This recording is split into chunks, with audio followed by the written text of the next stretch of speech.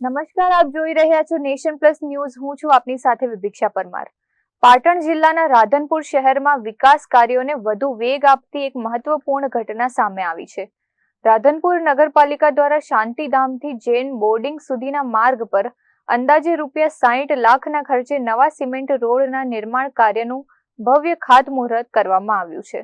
રાધનપુર શહેરમાં વર્ષોથી જે સુવિધાઓની માંગ હતી તેને પૂર્ણ કરવાના આશય સાથે નગરપાલિકા દ્વારા આ ₹60 લાખના ખર્ચે સિમેન્ટ રોડનું ખાતમુહૂર્ત કરાયું છે. આ અવસરે રાધનપુરના ધારાસભ્ય લવિંગજી ઠાકોર, નગરપાલિકા પ્રમુખ ભાવના જોશી, બાંધકામ સમિતિના ચેરમેન ગુલામ ગાંચી તેમજ કારોબારી ચેરમેન ડોક્ટર દેવજી પટેલ સહિતના વિવિધ નગરસેવકો અને ભાજપના આગેવાનો મોટી સંખ્યામાં હાજર રહ્યા હતા. આ ખાતમુહૂર્ત પ્રસંગે ભાજપ મહિલા મોરચાના અગ્રણી જ્યોતિ જોશી, ગણપતલાલ જોશી તેમજ સ્થાનિક નાગરિકોએ પણ ઉત્સાહભેર હાજરી આપી હતી.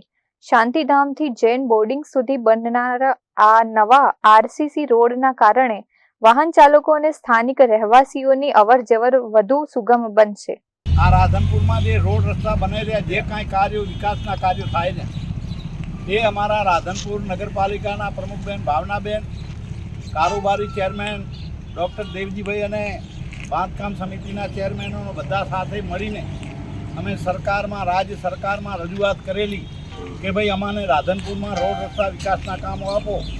એટલે આ નગરપાલિકાની મહેનત અને ધારાસભ્ય તરીકે મેં પણ ખૂબ જ રજૂઆત કરી છે. મારી વાતને એ વેગ આપીને રાજ્ય સરકારે એ કનુભાઈ શહેરી વિકાસ મંત્રીએ આ કામો રજૂ કર્યા છે અને અમે આ નગરપાલિકાના દમ ઉપર આ જાતે પોતે બધા વિકાસના કામો લાવીને એટલે આ કામો કરી રહ્યા. કોઈના વાતમાં આવવાને કે ફળણા બનાવે છે તે બનાવે છે. રાધનપુર નગરપાલિકા અને ધારાસભ્ય તરીકે અમે બધા સાથે મળીને સંગઠનના માણસો, એ કોર્પોરેટરો, પ્રમુખશ્રીઓ, કારોબારી બધા સાથે મળીને આ કાર્ય કરી રહ્યા. બોલો ભારત માતા કી જય. Bureau report, nation plus news, Patan.